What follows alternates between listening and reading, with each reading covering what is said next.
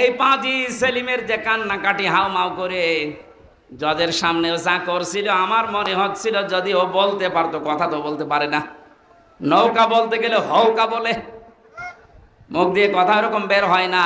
ও যদি কথা ভালোভাবে বলতে পারতো তাহলে বলতো, জজ সাহেব আমার যত সম্পদ আছে সব আমি দিয়ে দিলাম, আমার এই মামলা থেকে মুক্তি দেন। কিয়ামতের ময়দানেও তো মানুষের বিরুদ্ধে মামলা হবে। কি হবে বলেন বলেন?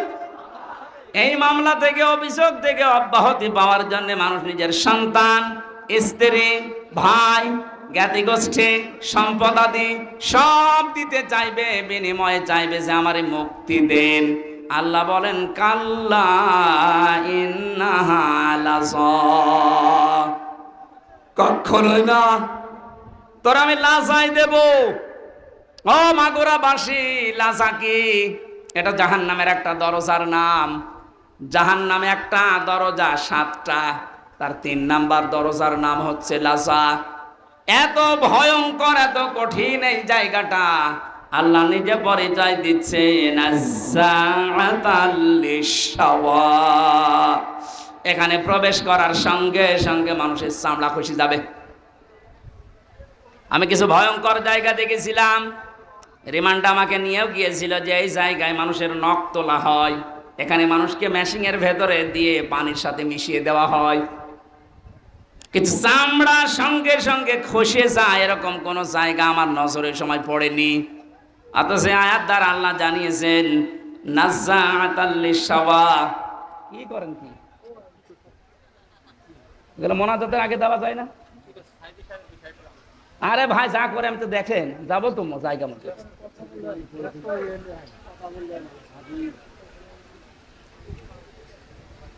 নাজ্জাআতাল লিশাওয়া দিয়েছেন আল্লাহ।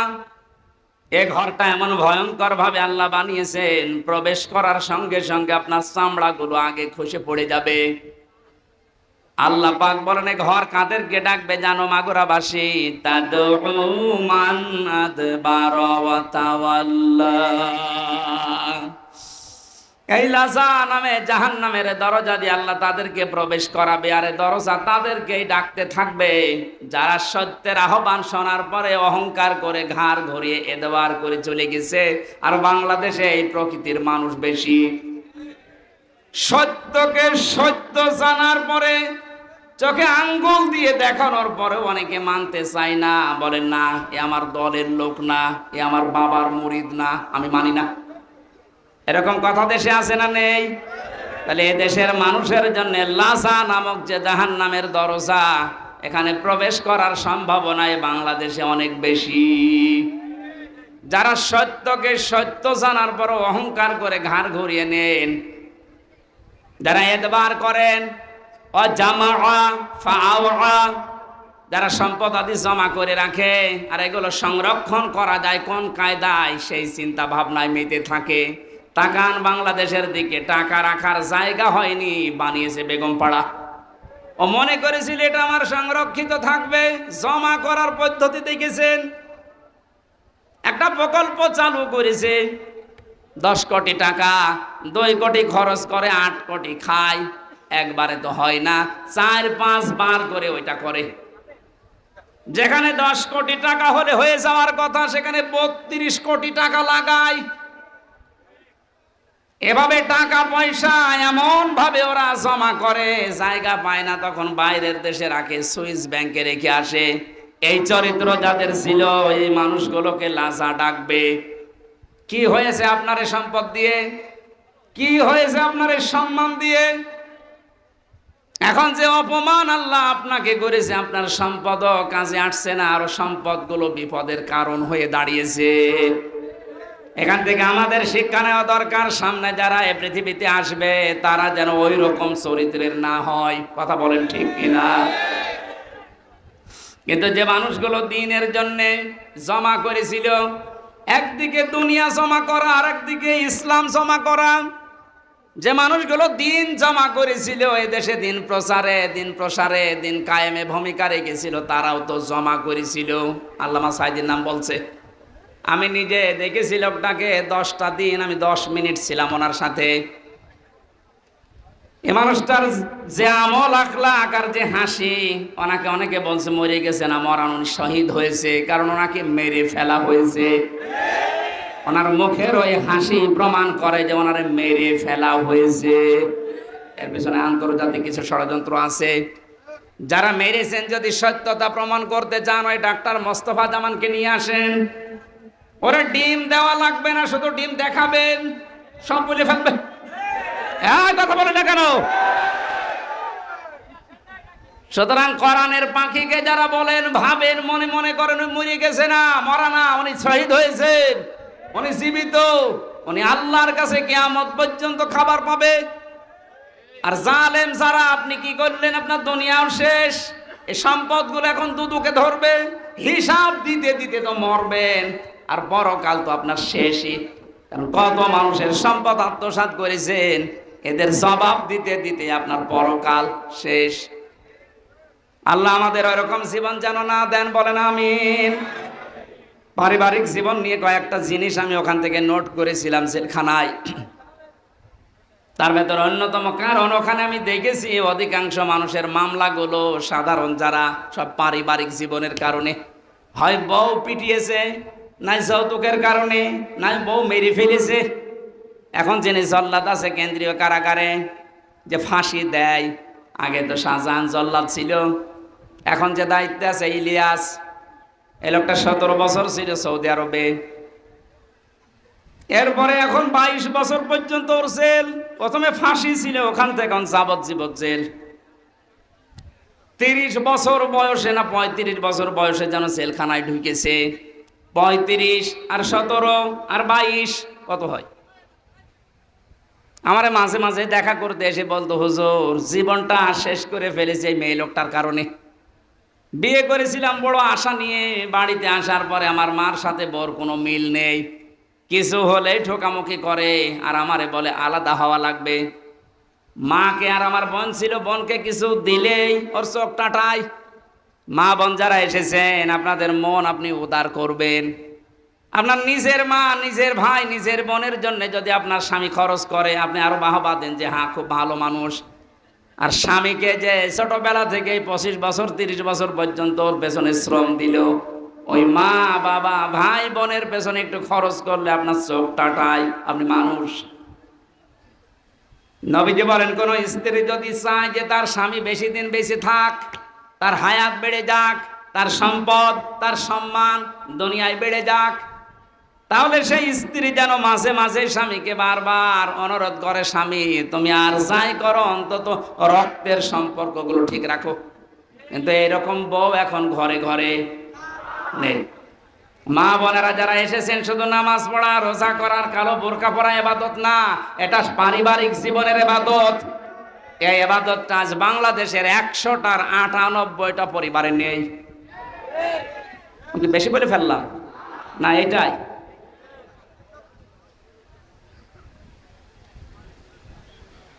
রাঙ্গামাটি গিয়েছিলাম 18 সালে, লংগদ থানায়। আসার সময় আমারে বলছে, হুজুর চলেন বৃদ্ধাশ্রম দেখে আসি। যে দেখি এক কলেজের প্রফেসর মায়ের পা ধরে কাঁদছে। ডাক দিয়ে বললাম, স্যার কি হয়েছে? আমাকে পরিচয় করিয়ে দিলেন যে এক কলেজের স্যার। মা তাকে ডাক দিচ্ছে, সন্তান আমি যখন মারা যাব তখন আমার মাথার উপরে ফ্যানটা তুই পাল্টিয়ে নতুন ফ্যান লাগিয়ে দিবি। ছেলেটা প্রশ্ন করছে, মা তুমি তো মরেই যাবা, তখন আবার ফ্যান কি হবে? মা বলে, বাবারে আজ 3 মাস আমি এখানে আসি, এ ফ্যানটা ঘোরে না। আমি কর্তৃপক্ষকে বলেছিলাম, যেহেতু তুই টাকা পয়সা দিস না, এই জন্য ওরা ফ্যানও লাগিয়ে দেয় না। আমার সাথে তুই যা করলি, আমার তো মনটাই গিয়ে বলছে তোর সন্তানও কিছুদিন পরে তোর এখানে রেখে যাবে। কিন্তু তোর তো ফ্যান ছাড়া ঘুম হয় না, তুই তো গরম সহ্যই করতে পারিস না। তোরে আগে থেকে সাবধান করলাম, আমি মারা যাওয়ার পরেই তুই ফ্যানটা লাগাবি, নাই তো তুই কষ্ট পাবি। এই অবস্থায় দেখলাম ওর মা মরে গেল। হাও মাও করে কেঁদে বলছে, হুজুরে দোষ আমারে দেবেন না, একা এ দোষ আমার বোর। আমার দুইটা বাচ্চা আছে, সব সময় আমার পেছনে লেগে থাকে আমার স্ত্রী, যে এই বুড়িকে যদি বাড়ি রাখো তোমার ভাত আমি খাবো না। বাধ্য হয়ে আমি তালাকও দিতে পারি না আমার সন্তানের দিকে তাকিয়ে। শেষ পর্যন্ত মাকে আমি রেখে এসেছিলাম বৃদ্ধাশ্রমে। ছোটবেলায় আমার বাবা মারা গেছে, বহু কষ্ট স্বীকার করে আমাকে কলেজের প্রফেসর বানিয়েছিল আমার এই মা। কিন্তু স্ত্রীর ছোট মনের কারণে আমি আজকে তারেও বাড়িতে রাখতে পারি নাই। আজকে আদরে অনাদরে সেবা না পেয়ে শেষ পর্যন্ত মাটা আমার মারাই গেল। দুনিয়াতে নাম ধরে ডাকার মতো আমার আর কেউ নেই। মাগুরাবাসী মা বোন যারা এসেছেন, আপনাদের জন্য পারিবারিক জীবনের একটা কথাই বলছি। শুধুমাত্র ওই কলেজের প্রফেসর রাঙ্গামাটির উনি না, এখানে হাজারো মানুষ আমরা ঠিক ওই অবস্থায় পরিবারে আছি। মনটা একটু উদার করেন না কেন? একটু মনটা ছাড় দেন। কেউ তো থাকবেন না, 100 বছর পরে আমরা এখানে কেউ থাকবো না, নতুন মানুষ এই জায়গা চাষ করবে। কথা বলেন না কেন?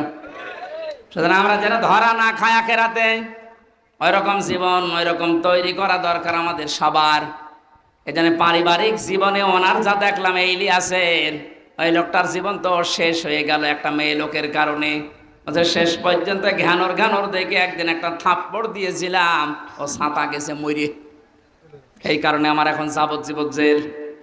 বলেন তো, যে লোকটা 35 বছরে জেলে ঢুকেছে, 17 বছর সৌদি আরবে কাটিয়েছে, 22 বছর জেল খাটবে, ও বের হয়ে আর কি করবে? খুব বড় একটা না, সামান্য একটা পারিবারিক বিষয়ে। এইটা আমি নোট করেছিলাম জেলে বসে বসে, যে পারিবারিক জীবনের দাম্পত্য কলহ এবং এর সমাধান কি করা যায়। যেহেতু এইটা নিয়ে 100 জনের প্রায় 70 জন জেল খাটে। আমি লিখে এখন বাইরে এসে বই করেছি। ওইটা আপনার মেয়েকে বিয়ে দেওয়ার আগে পড়াবেন, বউকে পড়ান, ফুফুকে, নিজের মাকে, বোনকে, এদেরকে পড়াবেন। আমার মনে হয় পরিবারে আল্লাহ শান্তি ফিরিয়ে দেওয়ার কাজ ওখানে লিখে দিয়েছি। কোন জায়গায় আছে আমি জানি না, আমার গাড়ি আছে, সাদা গাড়ি, ড্রাইভারের কাছ থেকে নিয়ে যাবেন। অন্তত মেয়েকে আগে পড়ান আর বউকে। এবাদত করতে হলে এবাদতের মতো করা লাগবে। যেখানে আছেন যদি ওই অবস্থায় আপনার জীবন কেটে যায়, লাতার কাবন না তবাক নাং তবাক, হে নবী যেখানে আছেন ওখানে থাকলে হবে না, আপনাকে উপরে ওঠা লাগবে। এক স্তর থেকে আপনাকে আর এক স্তরে নিয়ে যেতে চাই। বাচ্চারা যখন জন্ম দেয় দেখবেন ছোটবেলায় এই জন্মগ্রহণ করা বাচ্চাগুলো মানুষ ডাক্তারের কাছে নিয়ে যায়। ডাক্তার প্রথমে ওজন দেয়। মনে করেন 1 বছর বয়স, ওর ওজন হয়েছে 3 কেজি। কত? 3 কেজি বা 5 কেজি। 1 বছরে ওর ওজন। এ 5 কেজির বাচ্চাকে আপনি 2 বছর পরে আবার নিয়ে গেলেন, ডাক্তার আবার ওজন দিচ্ছে 5 কেজি আছে। নাকি অসুস্থ না সুস্থ? বলেন বলেন। জন্মের পর থেকে আমরা মনে হয় এদেশে মুসলমান হয়ে, যেহেতু জন্মগ্রহণই করেছি মুসলমানের ঘরে, আর 96% মুসলমান এই দেশে আছে, এই কারণে এরকম অনুষ্ঠানগুলো আমরা অন্তত এদেশে আবাহমান কাল থেকে চলে আসতেছি। আমরা কয়েকদিন আগে একটা জরিপ পেয়েছি, মক্কা থেকে মদিনায় ইসলাম যাওয়ার আগে মুহাম্মদুর রাসূলুল্লাহর সাহাবী এবং নবীজির মামাতো ভাই এই বাংলাদেশে ইসলাম অলরেডি নিয়ে এসেছিলেন। এই বাংলাদেশ, ভারত, পাকিস্তান এই এলাকাতে একটা মসজিদের সন্ধান পাওয়া গেছে উত্তরাঞ্চলে। তার মাটি পরীক্ষা করে দেখা গেছে এই মসজিদটা 1473 বছর, আর এই 7 বছর কত হয়? 80 বছর।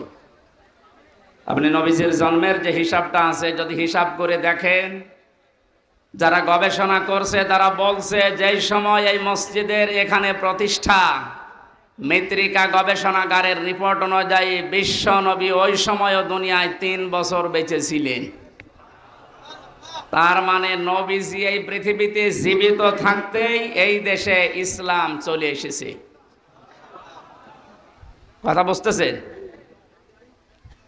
যেহেতু ইসলাম অনেক আগের, শিকড় গেড়ে আছে এখানে, সেই হিসাবে বহুদিন থেকে কোরআনের আলোচনা ধারাবাহিকভাবে এখানে চলতেছে, চলবে ইলা ইয়াউমিল কিয়ামা। এখন এটা দেওয়ার সময়, এখন আমরা কখন খাবো এটা? আছে সে রংপুর এলাকার মানুষ, রংপুরের এলাকার মানুষকে আমরা একটু উল্টা পাল্টার নামে ডাকি। আমরা খুলনা বিভাগের লোক, আমার বাড়ি এই পাশে কুষ্টিয়া। খুলনা বিভাগের যে 10টা জেলা, বাংলাদেশে যত জেলা আছে সবচাইতে বেশি ভালোবাসি আমি এই 10টা জেলাকে, এরপরে বাইরের। তো ওই সমস্ত উত্তর অঞ্চলের এই রংপুর বিভাগের যে জেলাগুলো আছে, এই মানুষগুলো একটু সহজ সরল, যেটা রেকর্ড হচ্ছে ওদের আবার মন খারাপ হবে। মানে এমন সহজ সরল, গাড়িতে আপনি হরেন দেবে তো সাইড দেবে তো তাকে আরো দেখে যে কে আসতেছে। আমি আসার পরে এনার কাছে বলেছিলাম যে একটা লবঙ্গ দিয়ে, কারণ সময় পাইনি খাবার খাওয়া, একটা লবঙ্গ দিলে এখন নিয়ে এসে দিচ্ছে, এখন কখন খাবো। ঠিক আছে, তারপরও যেতে এসেছে শুকরিয়া আপনাকে, দরকার হয় মাহফিল শেষ করে খাবো। এই জন্য আবহমান কাল থেকে যে নিয়ম নীতির সাথে আমরা অভ্যস্ত, তার ভেতরে আজকের এই অনুষ্ঠানটা অন্যতম। কথা বলে না কেন? এই 53 বছর স্বাধীন হওয়ার পর থেকে অন্তত আমরা এভাবে চলতেছি কোরআনের আলোচনা, এর আগেও এভাবে চলতেছে। 53 বছর আগেও আপনি যা শুনেছিলেন, এখনো কোরআনে কারিমের আলোচনা ওইভাবে, হয়তো ধাঁচ পাল্টিয়েছে, শুনতেছে। এর আগেও আপনার ওজন ছিল ওই 5 কেজি, 53 বছর পরে এখনো আপনার ওজন 5 কেজি। আপনি কি সুস্থ না অসুস্থ? অন্তর্বর্তীকালীন সরকারের প্রধান উপদেষ্টা যিনি, ডক্টর মোহাম্মদ ইউনূস, উনি যেই দিন চেয়ারে বসেন ওই দিনের পরেই ঘোষণা দিয়েছেন, বাংলাদেশে অন্যান্য ধর্মের অনুষ্ঠান যেভাবে চলে, মুসলমানদের কোরআনের আলোচনা চলতে কারো প্রয়োজন, অনুমতি নেওয়ার প্রয়োজন নেই। এই তাকবীর দেওয়ার কি হলো? আপনি কথা বোঝেন? ওনার অনেক মতের সাথে আমার মতের মিল নেই, কিন্তু এই বিষয়টা এত ভালো লেগেছে, দোয়া করছি আল্লাহ এই কথাটার কারণে তার জীবনটা তুমি পরিচ্ছন্ন করে দাও। স্বাধীন এবং পরাধীন শুধু নাম শুনতাম, বাস্তবে 15-16 বছরে আমরা যে অবস্থার সম্মুখীন হয়েছিলাম, একটা স্বাধীন জাতি দাবি করতাম চেতনা নিয়ে, অথচ আমরা ছিলাম পুরা পরাধীন। এই কথা বলেন না কেন? আপনাদের বানানো সংবিধান অনুযায়ী হলেও তো আমার বাড়ি কুষ্টিয়া, এখানে এসে কোরআনের দাওয়াত দেওয়া, সংবিধান অনুযায়ী কথা বলা আমার অধিকার ছিল না? যারা দিল না ওরা কি শুধু আমারে বাধা দিয়েছে না কোরআনকে? ডাইরেক্ট ইনডাইরেক্ট যদি কেউ কোরআনে বাধা দেয়, আল্লাহ কি করেন তার বাস্তব প্রমাণ 5 তারিখ থেকে আজকের এই 4 তারিখ পর্যন্ত। কে যেন একটা গান বানিয়েছে দেখলাম, কোথায় না, আমি ওটা আর বললাম না। কোথায় সে কাওয়া কাকু, কোথায় গরম গরম কথা। এ জেলায়ও যারা এরকম উল্টাপাল্টা ক্ষমতার গরম দেখিয়ে কোরআনের আলোচনাগুলো বন্ধ করে দিতেন, নির্দ্বিধায় ফতোয়া দেওয়া যায় আপনি কাফের। এটা তো আমি বানালাম। হ্যাঁ, অকাল আল্লাযীনা কাফারু লা তাসমাউ লিহাদাল কুরআন আলগাউ ফীহি লাআল্লাকুম তাগলিবুন। আল্লাহ পাক বলেন, কাফেরেরা সিদ্ধান্ত নিয়েছিল এইটা যে সব চলতে দাও, বাধা দিও না, কিন্তু কোরআনে বাধা দাও। এই সিদ্ধান্ত কাদের? আরো জোরে বলেন। 96% মুসলমান আমরা এদেশে বাস করি। বাকি অন্যান্য জাতি যারা আছে তাদের ধর্মীয় অনুষ্ঠানগুলোতে বাধা দেওয়া দূরের কথা, আমরা দেখেছি আরো সাহায্য করা হতো। মুসলমানদের ভেতরেও যারা ইসলামকে ভিন্ন খাতে প্রবাহিত করার জন্য চেষ্টা চালিয়েছে বিভিন্ন নাম নিয়ে, তাদের অনুষ্ঠানগুলোতেও কোনো বাধা আমি দেখিনি। বিশেষ করে পীর নামে, পীরতন্ত্রের নামে যে ইসলাম প্রচার করা হয়েছে এই দেশে, একটা বানানো ইসলাম, যেমন তাহেরি ভাই করেছিল, নজিবুল বশর ময়েজ ভণ্ডারি করেছিল, আবু সুফিয়ান আল কাদরি ভাই করেছিল। এ সমস্ত জায়গাতে আমি নিজে দেখেছি বাধা তো নেই, পাশেই 5 কিলোমিটার দূরে তাফসির মাহফিল, বাধা তো দিয়েছে, গ্রেফতারও করেছে। কোরআনের আয়াত অনুযায়ী বোঝা যাচ্ছে কোরআন যারা বাধা দেয় কোরআন প্রসারে কায়েমে, এরা কাফের। কারণ এই সিদ্ধান্তটা মুসলমানদের না, এই সিদ্ধান্ত কাফেরদের। কাদের বলেন তো? এখানে একটা মাসলা বলছে, কেউ যদি কাফেরকে কাফের মনে না করে সেও কাফের। জেলখানায় আমি 3টা বছরের ভেতরে সবচাইতে বেশি এই কথাটা মাওলানা মামুনুল হকের কাছে শুনেছি। উনি মাঝে মাঝে বলতেন, হামজা যদি বাইরে যেতে পারি কোনো কাফেরের জানাজায় যাব না, কবরেও যাব না। বলতাম, ভাই আপনি এই বিষয়টা নিয়ে তো বেশি কথা বলেন। দেখো কোরআনে কারিমে আল্লাহ জানিয়েছেন, ওয়ালা তুসাল্লি আলা আহাদিম মিনহুম মাতা আবাদা ওয়ালা তাকুম আলা কবরি ইলা আখিরি আয়াত। সূরা তাওবার 84 নম্বর আয়াতের প্রথম অংশে আছে, আল্লাহ পাক বলেন, হে নবী, এরা মারা গেলে এদের কবরের পাশে দাঁড়ানো দূরের কথা, এদের জানাজার নামাজ পড়া দূরের কথা, আপনি এর পাশ দিয়েও যাবেন না। যদিও তাকুম আলা কবরের ব্যাখ্যা 2টা পেয়েছি তাফসিরে। কাফেরের কবরের পাশ দিয়েও হেঁটে যাবেন না এবং কবরের পাশে দাঁড়াবেনও না, কারণ জায়গাটা গজবের। কিসের? কাফেরকে যেখানে মাটিতে রাখা হয় ওই জায়গাটা গজবের হয়ে যায়। এর প্রমাণ আবু জেহেলের কবর। বদরের ময়দান দেখতে গিয়েছিলাম, যিনি আমার সাথে ছিল ওই দেশের আমারে বলছে, এই যে বিশাল কবরস্থান, এটা সাহাবীদের, 14 জন সাহাবী শহীদ হয়েছিল, এখানে সবাই আছে। পাশে এই বিশাল খেজুর বাগান, এই পাশে একটা গর্তের মতো কুয়ার মতো দেখালো যে এই জায়গায় 14 জন কাফেরকে, 70 জন কাফেরকে এক জায়গায় মাটি দেওয়া। আমার বলছে, হুজুর এটা শয়তানের কবর। শয়তান মানে আবু জেহেলের। ওরে তারা আদর করে এভাবে মাটি দেয়নি, ওরা যুদ্ধ করে দিয়েছে। যে কথাগুলো আমাকে জানিয়েছে তার ভেতরে 2টা গুরুত্বপূর্ণ। 1 নম্বরে বলে, হুজুর এখানে কিন্তু বহু পানি আসে, যে পাশে যে কুয়া, গ্যালন গ্যালন পানি উঠতেছে এখান থেকে। আশ্চর্যের বিষয়, এখানে পানি আসার পরও কোনো গাছ আজ পর্যন্ত জন্মায় না। পাশেই দেখেন খেজুর বাগান, কি তরুতাজা খেজুর ধরিস।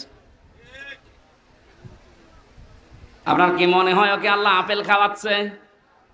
হ্যাঁ, আর কবরে আল্লাহ আগুন লাগিয়েছে, এত হট, এত গরম, এর জন্য ওখানে কিছু জন্মই নেয় না, জায়গাটা গজবের জায়গা হয়ে গেছে। কাবা শরীফ তাওয়াফ করার পরে উপর দিয়ে ঘুরছিলাম, হঠাৎ দেখি আমার পেটে ব্যথা করছে। এক পুলিশকে ডাক দিয়ে বললাম, ভাই এতক্ষণ তো ভালোই ছিলাম, এখন আমার পেটে ব্যথা করছে, কি করব? আমরা বলছে, ইয়া হাজি উল হজ্জা তাই না বিলা দোকান। ও হাজি, দেশ কোথায়? জি তুমি বাংলাদেশ। বাংলাদেশ থেকে এসেছি। ওর ভাষা দিয়ে আমারে বলছে, হাজি সাহেব আপনি জানেন না এটা কোন জায়গা? না তো। আবু জেহেলের বাড়ি। আপনি এখনো পায়খানা না করে দাঁড়িয়ে আছেন, তাড়াতাড়ি যান। সত্যি কথা বলছি, কাজ সেরে এসে দেখি আমার পেটের ব্যথা ভালো হয়ে গেছে। আল্লাহ আমাকে জানাতে চেয়েছে, হামজা ওই সময় 4.5 লাখ করে টাকা লাগতো, এত টাকা খরচ করে সেই দেশ থেকে আসলে এখানে আরে শয়তানের মুখে পায়খানা না করে চলে যাবা, তাড়াতাড়ি করো। এত ঘৃণিত, এত নিকৃষ্ট, এত অপমানজনক জায়গা, এই জায়গাকে আল্লাহ তুলনা দিয়েছে ইন্টারন্যাশনাল পায়খানা। এখন এ কথা বলেন না কেন? আমি 3টা কারণ পেয়েছি। 1 নম্বরে আবু জেহেল ছিল জুলুমকারী, জালেম। ও যে বহু এতিমের সম্পদ জুলুম করে আত্মসাৎ করে ফাঁকি দিয়ে খেয়েছে, তার জীবনী পড়লে পাবেন। 2 নম্বরে ছিল স্বৈরাচার। 3 নম্বরে মানুষটা পৃথিবীর সবচাইতে শ্রেষ্ঠ মানুষ মুহাম্মদুর রাসূলুল্লাহকে কষ্ট দিয়েছে। এই 3টা কারণ পড়েছি আমি তাফসিরে। কোরআনে কারীম জানিয়েছে, ওয়াল্লাযীনা ইয়াউযুনা রাসূলাল্লাহি লাহুম আযাবুন আলীম। সূরা তাওবার 60 নম্বর আয়াতের শেষের দিকে আছে, আল্লাহ পাক বলেন যে মানুষগুলো দুনিয়াতে আমার রসুলকে কষ্ট দিচ্ছে, দেবে। ইউযুনা না দিয়ে আল্লাহ আযা দিতে পারতেন, মাঝের সিগা দিলে অর্থ হয়ে যেত কিন্তু আল্লাহ ইউজুনা দিলেন কেন? বর্তমান, ভবিষ্যৎ, প্রেজেন্ট, ফিউচার, দুইটা কাল নিয়ে শব্দটা গঠন করা। তাফসিরে কাবির আল্লামা ফখরুদ্দিন রাজি রহমতুল্লাহ আলাইহি ব্যাখ্যায় লিখেছেন, এই এরপরে কথা বলেন কোন কারণে, এদিকে তাকান। মুফাসসির বলেন আল্লাহ পাক ইউজুনা দেওয়ার পেছনে 7টা কারণ লিখেছে। আমি সবগুলো না বললেও একটা বলছি। তিনি যেহেতু কিয়ামত পর্যন্ত থাকবেন না, থাকবেন, উনি তো দুনিয়া থেকে বিদায় নিয়েছে, তাহলে ইউজুনা দেওয়ার কারণ কি? প্রথম কারণ লিখেছে কিয়ামত পর্যন্ত রাসূলুল্লাহ থাকবে না, কিন্তু রাসূলুল্লাহর ওয়ারিসরা থাকবে। বিশ্বনবীকে কষ্ট দিলে যেমন আযাবুন আলীম এ ঘোষণা আছে, নবীর ওয়ারিসদেরকে কেউ যদি কষ্ট দেয়, মাস্ট বি আল্লাহ ওই রকম আযাবই কিয়ামত পর্যন্ত পাঠাতেই থাকবে।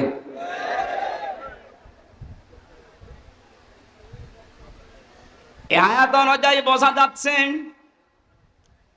আজ নবীজি দুনিয়াতে নেই, বিশ্ব নবীর ওয়ারিস যারা আলেম, সত্যিকারের আলেম যারা, আলেম হলেই হবে না, আলেম তো বহু আছে, আমরা দেখতে পাচ্ছি ফরিদউদ্দিন মাসুদ আলেম, এই কথা বলছে না কেন? মুফতি ফয়জুল্লাহ তো আলেম, বাইতুল মুকাররমের সাবেক খতিব যেটা পালিয়েছে, এই যে পাশের জেলায় বাড়ি, ওইটাও তো আলেম। একটা রাষ্ট্র কত নিচে নামলে, কত দুর্নীতিগ্রস্ত হয়ে গেলে জাতীয় মসজিদের খতিব পর্যন্ত পালিয়ে যায়, বলেন তো? জাতীয় মসজিদের খতিব পর্যন্ত যদি পালিয়ে যায়, এ দেশে আর বাকি থাকার কথা? আপনি তাকান, যারা যারা এভাবে কষ্ট দিয়েছে দিচ্ছে, সবগুলো তো পালিয়েছে। কোরআনে যারাই বাধা দিয়েছে, আজ তারা এই দেশের জনগণের টার্গেট হয়ে গেছে। কেন টার্গেট হচ্ছে? কোরআনে কারিম থেকে শোনেন, এই এদিকে তাকান, জায়গাটা ভেজা না? কষ্ট হচ্ছে। যে ইবাদতে কষ্ট বেশি, ওই ইবাদতে সওয়াব বেশি হয়, এজন্য একটু সহ্য করেন। সূরা আলে ইমরান 4 নাম্বার পারা 12 নাম্বার পৃষ্ঠার 9 নাম্বার 7 নাম্বার লাইনের 178 নাম্বার আয়াত। এটা রব্বুল আলামিন বলেন, ওয়ালা ইয়াহসাবান্নাল্লাযীনা কাফারু আন্নামা নুমলি লাহুম খায়রুল লিআনফুসিহিম ইন্নামা নুমলি লাহুম লিয়াজদাদু ইসমা ওয়া লাহুম আযাবুম মুহিন। আমি আয়াতটা পড়লাম, তাফসীরের সাথে মিলালাম, দেখলাম না, বাস্তবতায় খাপের খাপ, মুনতাজের বাপ মিলে যাচ্ছে। আল্লাহ পাক বলেন, হে নবী, কাফেরেরা ধারণা করে তাদের যে ক্ষমতা, তাদের যে অর্থ সম্পদ, বিত্ত বৈভব দেওয়া হয়েছে, এগুলো মনে হয় তাদেরকে কল্যাণের জন্য ভালোবেসে আল্লাহ দিয়েছে। আপনি কখনো এটা মনে করবেন না কাফেরদেরকে আমি যা দিয়েছি একটাও মঙ্গলের জন্য না। এ ক্ষমতার চেয়ারে বসিয়ে এদেরকে দিয়ে জুলুম করায়, অত্যাচার করায়, এই কারণে, কারণ যেন ওদের পাপের বোঝা পরিপূর্ণ হয়ে যায়। এদেশের জালেমদের অবস্থার দিকে তাকান তো, পাপের বোঝা পরিপূর্ণ হওয়ার পরে আল্লাহ কিন্তু ধরেছে। এই 15-16 বছর বহু মহারথী চেষ্টা করেছিল জালেমদের বিপক্ষে, এক চুলও নড়াতে পারে নাই। আপনি কি মনে করছেন বিডিআর হত্যায় কারো কোনো হাত ছিল না? সব এখন বের হচ্ছে। এখন যিনি স্বরাষ্ট্র মন্ত্রণালয়ের দায়িত্বে আছে, আজকে ঘোষণা দিয়েছে সব আমি বের করব। এটা তার ফেরেশতা এসে ঘটায়নি। আমি 3 বছর জেলে থাকা অবস্থায় বহু বিডিআর কি পেয়েছি। এই মানুষগুলোর কথা শুনলে যত কঠিন হৃদয়ের মানুষও মন নরম হয়ে যাবে, অথচ জালেমদের মন নরম হয়নি। পঞ্চগড়ের এক মুরব্বীকে পেয়েছিলাম, উনি আমার মাঝে মাঝে বলতেন, হুজুর আমার আর 1 মাস পরে আমার চাকরি শেষ হয়ে যেত, কিন্তু বিনা কারণে এই যা 14 বছর আমি আটক অবস্থায় আছি। আপনি এই লোকটা কিয়ামতে যদি বিচার দেয় আপনি কি জবাব দেবেন? অন্যগুলো বাদই দিলাম, ওই একটা দুইটা না, আমি প্রায় 12টা 13টা বিষয় সামনে আনতে পেরেছি। সর্বশেষ 2024-এর হাজারের ওপরে গণহত্যা। পাপ যখন পরিপূর্ণ হয়ে গেছে, আল্লাহ বলেন ইন্না বাতশা রব্বিকা লাশাদীদ। হে নবী, আপনার রবের ধরা বড় শক্ত ধরা। আমি এমনিতেই কাউকে কিছু বলি না, কিন্তু যারে ধরি ওরে আর ছাড়ি না। এমন ধরা ধরেছে, আপনি দেখলেন দরবেশ পর্যন্ত দাড়ি কেটে ফেলেছে। গত পরশুদিন আমার যত মামলা ছিল সব খারিজ করে দিয়েছে। আমি যখন আদালত থেকে বের হচ্ছিলাম দেখলাম হাজী সেলিম, এর নামে হাজী লাগালে গোনা হবে, এটা পাঁচি সেলিম। হাও মাও করে এজলাসে কাঁদতেছে। ওর যে অপকর্মের ফেরেশতা, এই 16 বছরে শয়তান ওই এত অপরাধ করে নাই।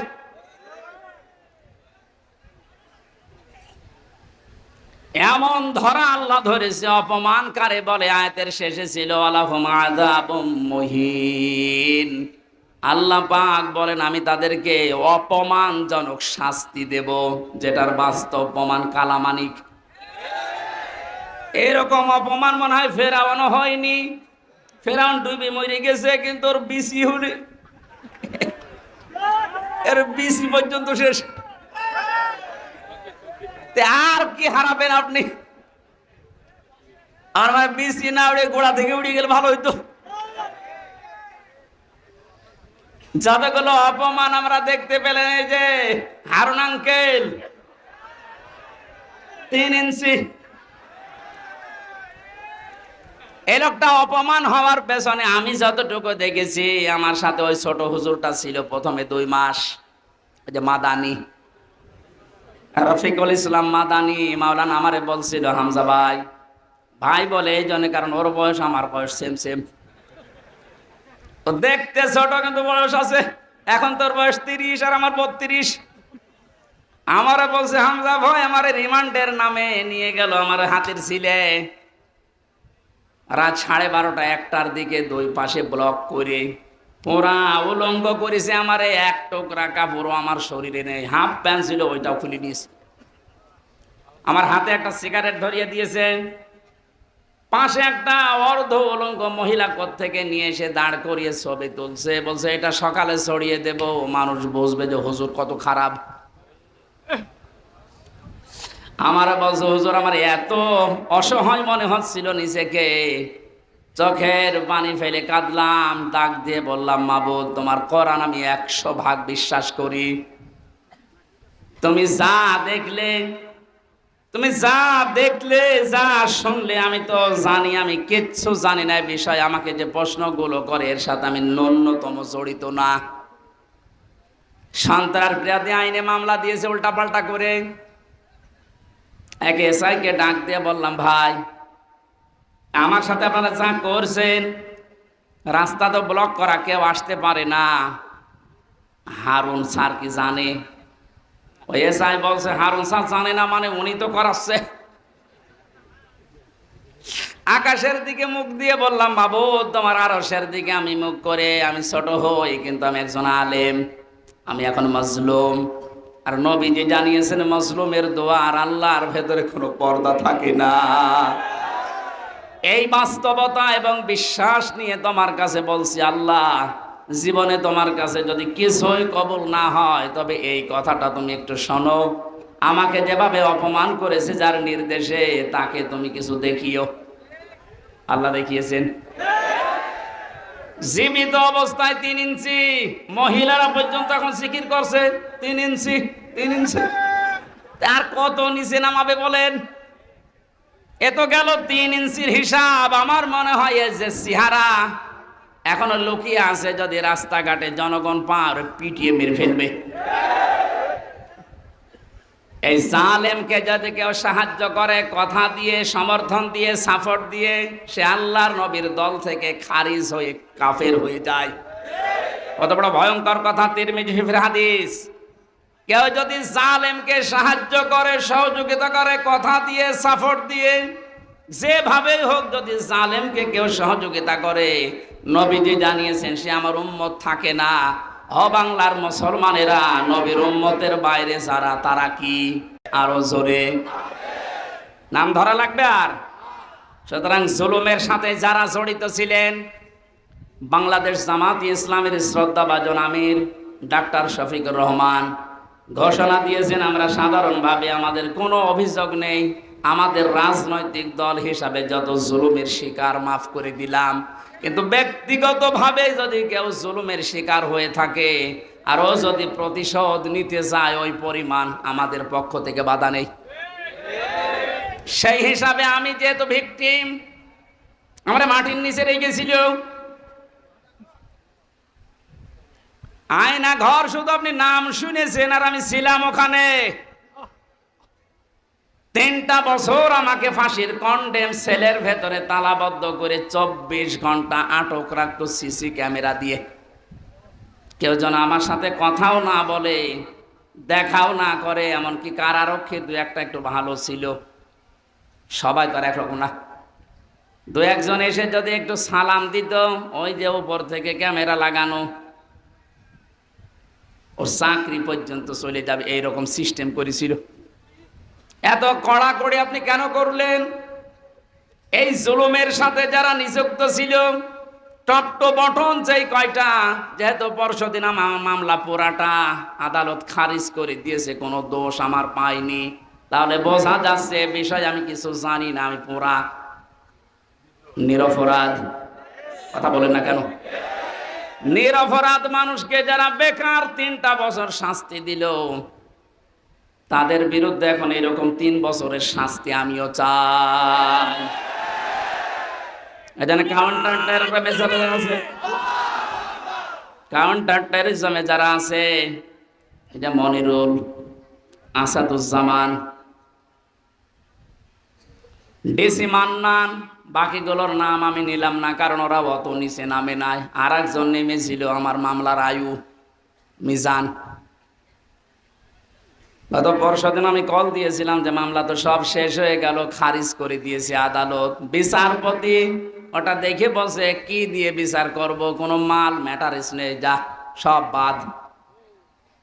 ওনারে বললাম, এতদিন পর্যন্ত ওনারে স্যার বলতাম, এখন দেখি আমার মোবাইল পেলে আমার উল্টা করে স্যার বলছে, হাও মাও করে কান্না কাটে, বলে কি করা লাগবে হুজুর বলেন, আমার কোনো দোষ নেই। দোষ নেই তে আমারে ধরার পরে আমার বাবার কাছ থেকে 10 লাখ টাকা খেয়েছিস, ওই টাকা ফেরত দে।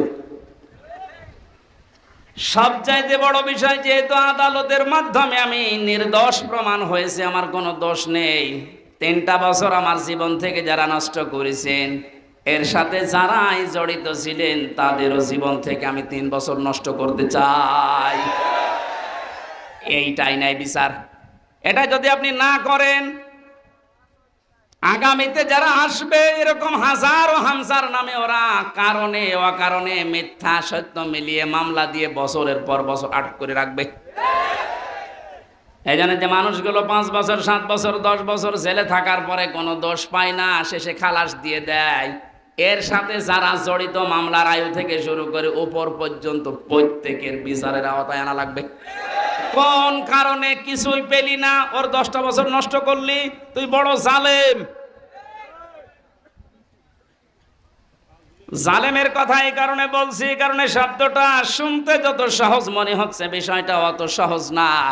জালেম আল্লাহর কাছে এত ঘৃণিত, এত নিন্দিত, এত খারাপ, আল্লাহ নিজে বলেন আমি জালেমের বিরুদ্ধে নিজে বাদী হয়ে মামলা দেব।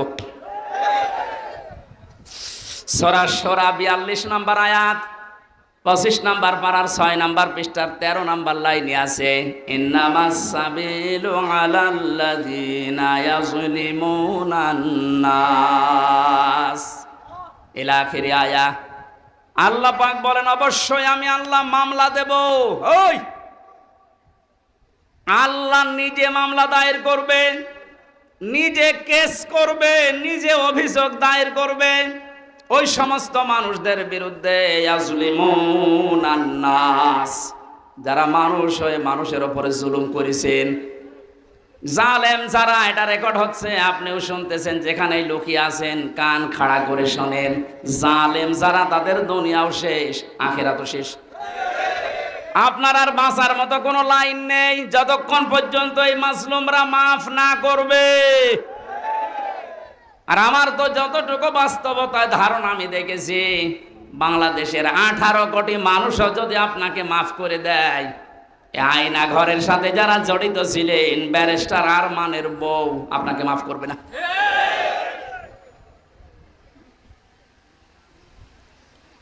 কি অসহায় মনে হতো নিজেকে, মাটির নিচে একদিকে, পেছনে হাত বাঁধা, কালো কাপড় দিয়ে চোখ বাঁধা, ডান্ডা বেড়ি দেওয়া পায়ে, মাজায় দড়ি দিয়ে 11 ঘন্টা টাঙিয়ে রেখেছে। তাও যদি একটা অপরাধ করতাম মেনে নিতে পারতাম, কিচ্ছু জানি না ওই বিষয়ে। কোন পাগল কোন ছাগল নাকি সে সিরাজগঞ্জ থেকে গেছে সংসদ ভাঙবে একটা কাঁচি নিয়ে, তারে পুলিশে ধরেছে, এই এখানে কে? সংসদ ভেঙে ফেলবো। কাঁচি দিয়ে সংসদ ভাঙা যায়? বম মারলে ওড়ে না, আর তুমি কাঁচি নিয়ে এসেছো। ও নাকি বলেছে যে আমি হুজুরের ওয়াজ শুনে উদ্বুদ্ধ হয়ে সংসদ ভাঙতে এসেছি। কোন হুজুর? আমি রামজা, ধরে নিয়ে আয়। এই যে আমার অপরাধ।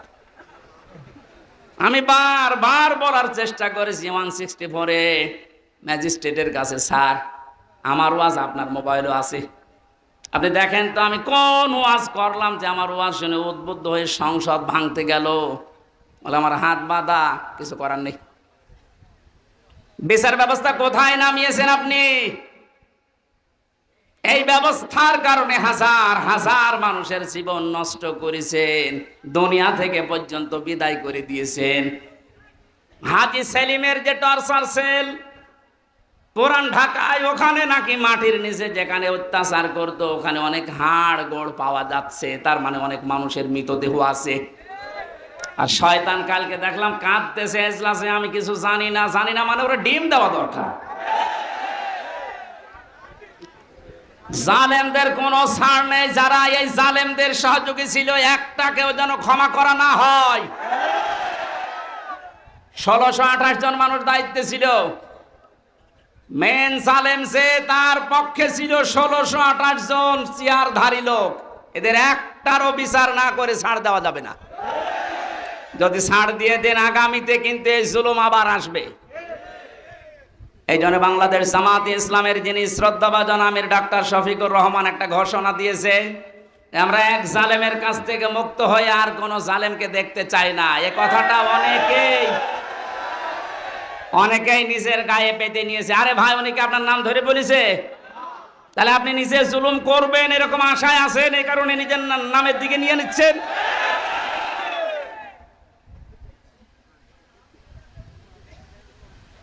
জীবিত অলি দেখেননি জীবনে, মরা অলি দেখেছেন। বিভিন্ন গাছতলায় আস্তানায় শুয়ে আছে মরা অলি মনে করে। জীবিত অলি যদি কেউ বাংলাদেশে দেখতে চান, কোন দরবারে যাওয়ার দরকার নেই, ডাক্তার শফিকুর রহমানের দিকে তাকাবেন, ওটা টাটকা জিন্দা অলি। আমি নিজে সাক্ষী দিচ্ছি, তার যে ইবাদতের মাত্রা, তার যে ইখলাস, দ্বীনের জন্য যে কোরবানি এবং আল্লাহর প্রতি তার যে তাওয়াক্কুল কোন পর্যায়ের, আপনারে মাথায় ধরবে না। আমি 4 দিন তার সাথে ছিলাম, দেখেছি আল্লাহ মানুষকে এরকম ধৈর্য দেয়। তার ছেলেটা ওই সময় জেলখানায়, তার বউ অসুস্থ, তার দলের লোক হাজার হাজার লক্ষ লক্ষ পালিয়ে বেড়াচ্ছে, অধিকাংশ জেলখানায়। সব কিছু তাদের শেষ 15 বছরে, অথচ লোকটার ভেতরে কোনো টেনশন, কোনো চিন্তার কোনো ছাপ নেই।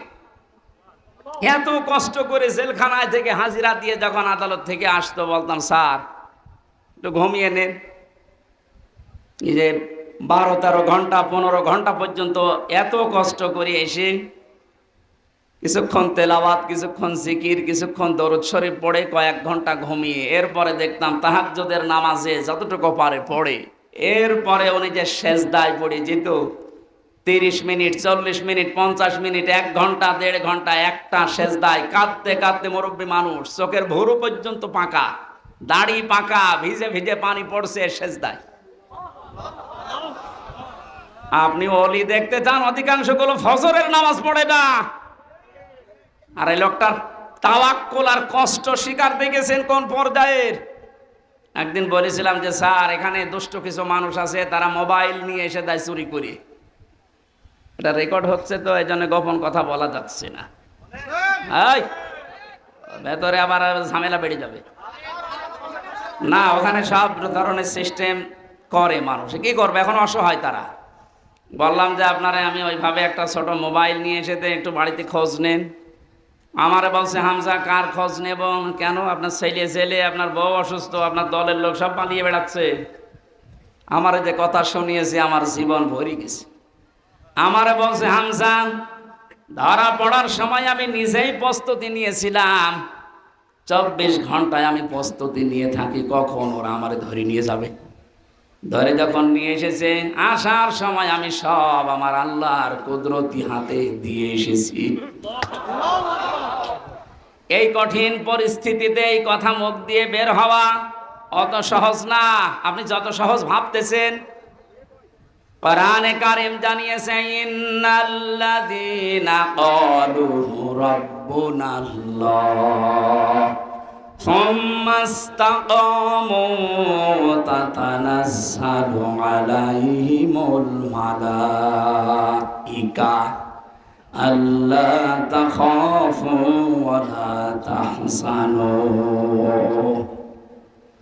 আল্লাহ পাক বলেন, যারা এই কথা বলতে পারে আমার রব আল্লাহ, আর এই কথা বলার পরে সিঁড়িয়ে ছটিয়ে পড়ে না, টিকে থাকে, ইস্তেকামাত পয়দা করে দাঁড়িয়ে থাকে কথার উপরে, আল্লাহ তাদের পুরস্কার হিসাবে বিপদে আপদে ফেরেশতা নাযিল করে হলেও সাহায্য করে। ফেরেশতারা এসে কি বলে? আল্লাহ তাখাফু ওয়া লা তাহজানু, কোনো ভয় নেই, কোনো টেনশন নেই। এই যে কিসের ভয়, কিসের টেনশন? এ কঠিন বিপদে পড়ার কারণে হয়তো মানুষের মনের ভেতরে ধারণা আসতে পারে, এই ভয় তৈরি হতে পারে যে আমার ছেলেটাও জেলখানায় বিনা কারণে, আমার স্ত্রী ওদিকে হাসপাতালের বেডে মৃত্যুর সাথে লড়ছে, আমার দলের হাজার সহকর্মী তারা পালিয়ে বেড়াচ্ছে, জেলখানায় তারা ভর্তি, কি হবে এদের? আল্লাহ বলেন ফেরেশতাকে দিয়ে আমি যেন ওর কানের কাছে মুখ নিয়ে বলাই, বল কোনো ভয় নেই, কোনো চিন্তা নেই, সবগুলো আল্লাহ দেখবে। বাস্তবে আয়াতটা আমি ওনার সাথে 100 ভাগ মিলাতে পেরেছি। অথচ কোন আলেমকে পর্যন্ত দেখেছি হাউমাউ করে কাঁদতো বাইরের পরিবেশের কথা চিন্তা করে। উনিও তো মানুষ, কান্নাকাটি তো বাইরের পরিবেশের জন্য দূরের কথা, চিন্তার কোনো ছাপও এই চেহারার ভেতরে আমি পাইনি। কোরআনের সাথে যে লোকটার জীবন মিলে যায়, হাদিসের পাতার সাথে যার জীবন মিলে যায়, সে ওলি। এক কথা বলুন। এই জন্য জালেম যারা, তাদের দুনিয়া শেষ, আখেরাতে তো আপনি আল্লাহর মামলার আসামি হয়ে বসে আছেন। যিনি বিচার করবেন, যিনি রায় দেবেন, তিনি যদি মামলার বাদী হয়, কে দাঁড়াবে আপনার পক্ষে? এই জন্য আপনার আখেরাত শেষ, দুনিয়া শেষ। কেন বলছি? কারণ জালেমদের বিরুদ্ধে যখন মজলুম কিছু বলে, ওটা সঙ্গে সঙ্গে আল্লাহর কাছে পৌঁছিয়ে যায়, কোনো পর্দা থাকে না। আজ অনেকেই সুর তুলছে যে জালেমরা যা করেছে করেছে, মাফ করে দেন না। জালেমদের মাফ করলেও আল্লাহ মাফ করবে না। আল্লাহু লা ইয়াহদিল কওমাস যালিমিন, বহু জায়গায় আল্লাহ জানিয়েছেন ইয়াহদি, এটা মোজারে। যারা গ্রামার বসে জিজ্ঞাসা করেন বর্তমান ভবিষ্যৎ, প্রেজেন্ট ফিউচার, আল্লাহ বলেন জালেমদেরকে আমি পথ দেখাই না, হেদায়েত দেই না, দেবও না। আল্লাহ বলছেন আমি দিচ্ছি না, দেব না, আমি দোয়া করে করব কি? এই জন্য জালেম যারা, সব যখন শেষ করেই ফেলেছেন, গর্তের ভেতরে লুকিয়েও আপনি ছাড় পাবেন না, কারণ আপনাকে আল্লাহ অপমান করবেই। এদেশে যারা বাধা দিয়েছিলেন তারা কয় আজকে আসেন তো বাধা দিতেন, আসেন আজকে আসেন, আপনাকে আমি ওয়েলকাম জানাচ্ছি। কোথায় লুকিয়ে আছে সে? শেখর না শিখর? এদিকে আসেন, আজকে মাইক কেড়ে নেন তো দেখি কোন মায়ের দুধ খেয়েছেন আপনি, আসেন। আমি চ্যালেঞ্জ দিচ্ছি এই বাংলাদেশে সামনে দিন আসতেছে, কোরআনের দিন, সামনের দিন আসতেছে হাদিসের দিন। আগস্ট মাসের 5 তারিখের আগের জরিপ ছিল আমার কাছে, এদেশের 100 জনের মাত্র 15 থেকে 16 জন মানুষ চাইতো যে কোরআন দিয়ে ইসলাম দিয়ে এই বাংলাদেশটা চলুক। কয়জন? 100 জনের সর্বোচ্চ 15 থেকে 16 জন। অথচ 5 তারিখের পরে আজকে 4, এই 30 দিনে গতকালকের রাতের 12:30টার রিপোর্ট পেয়েছি এই দেশে, তাও যে সে রিপোর্ট করে নাই, নির্ভরযোগ্য রিপোর্ট এটা। এদেশে এখন 100 জনের 35 জন মানুষ চাচ্ছে দেশে ইসলাম দিয়ে চলুক। সময়টা একটু বৃদ্ধি হতে দেন। 100/51 মানুষ যখন চাইবে যে দেশে ইসলাম দিয়ে চলুক, কোন মহারথী আর বাধা দিয়ে পার পাবে না। এই জন্য এখন আমাদের খুব সতর্ক, ছোটখাটো কোনো বিষয় নিয়ে যেন ঝামেলায় না জড়াই। আমার এক ওস্তাদ বলছিলেন, একটা হোস্টেলে 100 ছেলে থাকে, খাবার সকালে নাস্তা দেওয়া হয়, রুটি পাউরুটি, রুটি আর কলা। এর ভেতরে কিছু মানুষ সুর তুলেছে, আমরা সকালবেলায় নাস্তা আর খাবো না, নাস্তার মেনু পাল্টাতে হবে। হোস্টেলে যিনি দায়িত্বে আছে ডাক দিয়ে বলছে, ঠিক আছে আমি পাল্টাবো, তবে কে কোনটা বেশি খেতে চায়, যে বেশি হবে ওই দিকে আমি রায় দেব। ভোটের সিস্টেম করেছে, রায় যখন এসেছে 20 জন চাই ওই আগেরটাই কলা পাউরুটি, 18 জন চাই খিচুড়ি, 15 জন চাই রোল। এভাবে ভাগ করতে করতে দেখা গেল 20-এর সংখ্যা আগে যা ছিল। এবার আপনি বলেন তো 20 বাদ দিলে 100-র ভেতরে থাকে কত? আরো জোরে। 80 জন যদি সব একমত হতো, এ নাস্তার মেনু পাল্টানো সহজ ছিল না কঠিন ছিল? এ বাস্তবটা এখন আমাদের সামনে। এদেশে নাস্তিক, মোরতাদ, রাম, বাম, এই ইনু নুনু, এ মেনন আর কালামানিক বেশি না। এরা যা চাচ্ছে, এরা খুব মিলে হলেও 20 জন হবে। আর আমরা যারা টুপিওয়ালা, আমরা 80 জনের উপরে। ওই 15 জন, 18 জন, 16 জন গুলো না করে আমরা যদি সব এক হতে পারি, নাস্তার মেনু এতদিন যা চলছে এটা পাল্টানো সম্ভব। কারণ এই 53 বছরে বাবা চালিয়েছে, আমরা দেখেছি। আমি দেখি না, মুরব্বীরা দেখেছে, কারণ আমার তো 32। স্বামী চালিয়েছিল, আমি দেখি নাই, মুরব্বীরা দেখেছে। চাচা চালিয়েছিল, সকালে এক কথা বলতো, বিকেলে আর এক কথা। সেও দেখলাম 9 বছর। ববু চালিয়েছিল বিভিন্ন কায়দায়, ভাবিও চালিয়েছিল। এই কথা বলেন কেন? সবারটাই দেখেছি।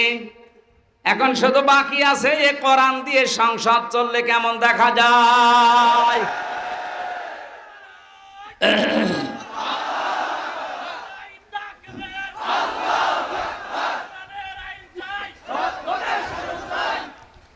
কারা কারা চান আল্লাহর এই কোরআন দিয়ে বাংলাদেশের এই সংসদ চলুক? দেখি লিল্লাহে তাকবীর।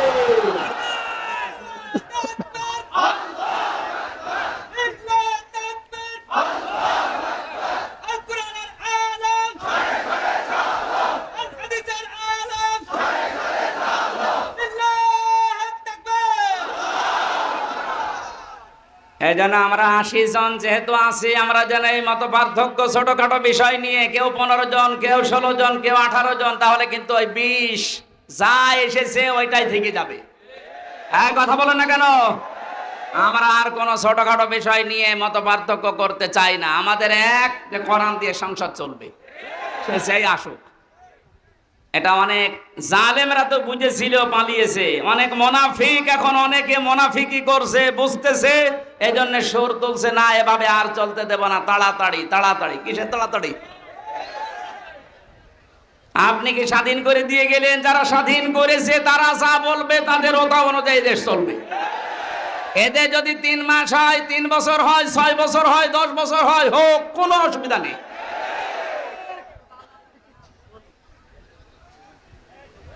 কি অবস্থায় ছিলেন আপনি টের পাচ্ছেন না?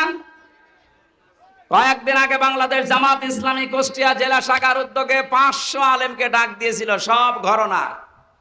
3.5 ঘন্টা আলোচনা হয়েছে, কোনো বাধা নেই, যে যার মতো কোরআন হাদিস দিয়ে বলেছে। আপনি বলেন তো, আগস্টের 5 তারিখের আগে 500 না 5 জন আলেম এক জায়গায় হলে টিকে থাকতে পারতো?